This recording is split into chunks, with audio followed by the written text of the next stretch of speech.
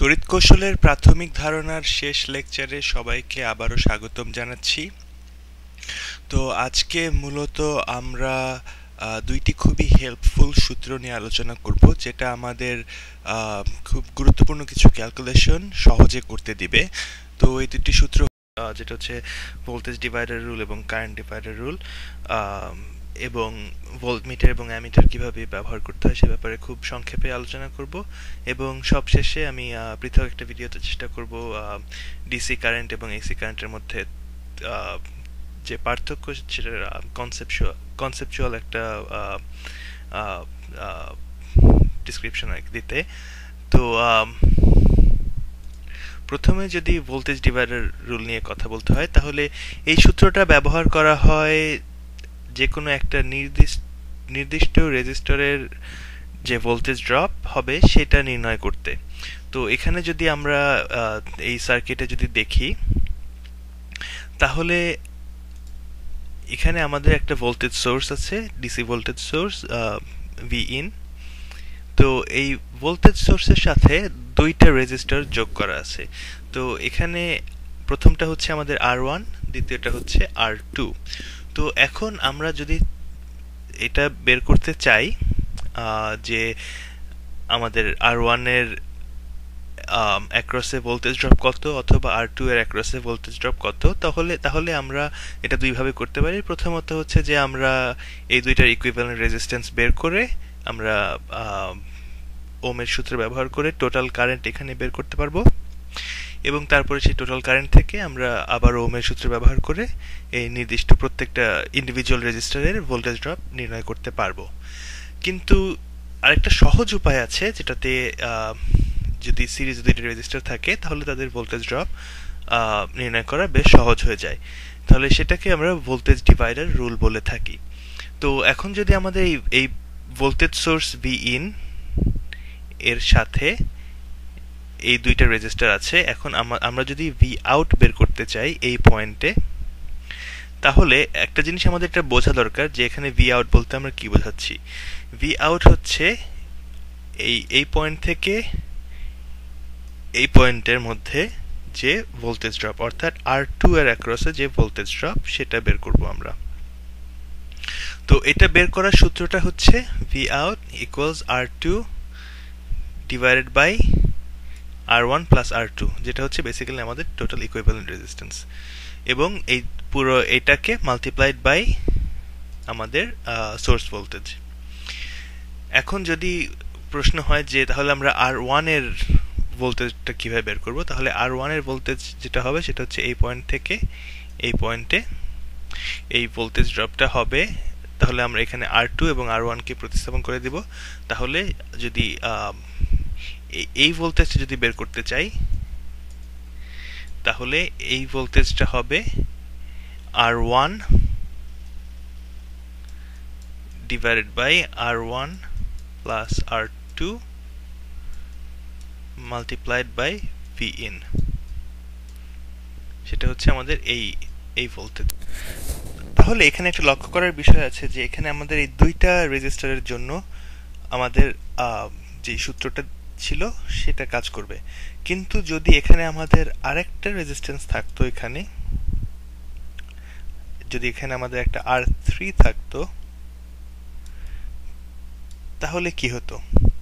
তাহলে আমরা আমাদের গত লেকচারে আমরা যে উদাহরণটা দিয়েছিলাম কিরচফের ভোল্টেজ ল নিয়ে যখন আমরা আলোচনা করেছিলাম, তখন আমরা সেই একই উদাহরণটা একটু অন্যভাবে দিয়ে এভাবে ভোল্টেজ ডিভাইডার ব্যবহার করে আমরা এই ভি আউটের পরিমাণ নির্ণয় করতে চেষ্টা করি।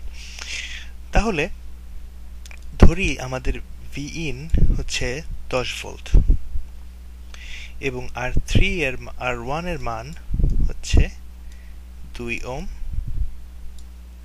R2 এর মান হচ্ছে 1 ওহম এবং R3 এর মান হচ্ছে 2 ওহম। আমরা গত উদাহরণে এটাই ব্যবহার করেছিলাম এবং আমরা ওহমের সূত্র ব্যবহার করে প্রত্যেকটা ইন্ডিভিজুয়াল ভোল্টেজ নির্ণয় করেছিলাম। তাহলে এখন যদি আমাদের এটা বের করতে হয়, তখন আমরা কি করব? আমরা যদি আগের সূত্রে দেখি আমাদের এখানে একটা রেজিস্টার, এখানে আরেকটা রেজিস্টার, তাহলে আমরা এই এখানে যদি আরেকটা রেজিস্টার থাকে এটাকে কিভাবে কি করব? এটা সহজ উপায় হচ্ছে যে আমরা যেটাকে চিনি আমাদের রেজিস্টারকে সার্কিটকে সেরকম তৈরি করে নিতে পারলে তাহলে জিনিসটা অনেক বেশি সহজ হয়ে যাবে। তখন আমরা কি সেটা করতে পারবো? তো যদি আমরা চাই আমরা এই দুইটাকে কি কম্বাইন করতে পারবো। আমাদের এই দুইটা যেহেতু R3 এবং R1 যেহেতু সিরিজে আছে, আমরা যদি এদের টোটাল ইকুইভ্যালেন্ট রেজিস্ট্যান্স বের করতে চাই এবং এই দুইটাকে যদি একটা রেজিস্টার দিয়ে প্রতিস্থাপন করি, তাহলে কিন্তু আমরা আমাদের পরিচিত সার্কিট পাবো একটা। তখন আমাদের সার্কিটটা হবে অনেকটা এরকম।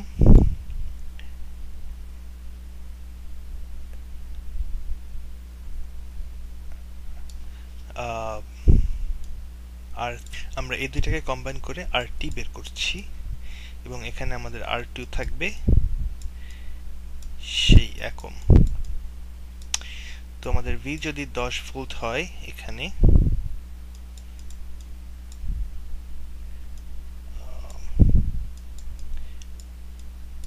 তাহলে আমাদের R টোটালের মান কত হবে? আমাদের R3 2 ওহম এবং R1 2 ওহম এবং তারা সিরিজে আছে, তাহলে আমরা যদি তাদেরকে যোগ করি তাহলে তার টোটাল মান হচ্ছে 4 ওহম। তাহলে আমাদের R টোটাল ইকুইভ্যালেন্ট রেজিস্ট্যান্স হবে 4 ওহম। তাহলে এখন যদি আমরা আমাদের ভোল্টেজ ডিভাইডার রুল ইউজ করি, আমাদের V আউট এই পয়েন্টে, এই পয়েন্ট থেকে এখানে হবে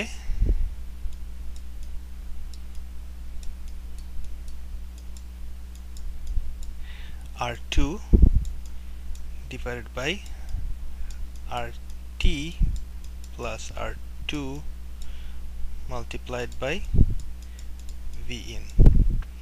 তাহলে R2 হচ্ছে আমাদের 1 ওহম এবং RT হচ্ছে 4 ওহম প্লাস R2 হচ্ছে আবারও 1 ওহম এবং এটাকে যদি 10 দিয়ে গুণ করা হয় তাহলে আমরা পাবো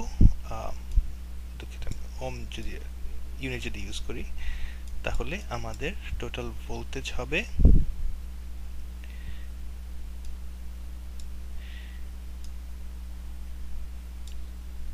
2 ভোল্টস।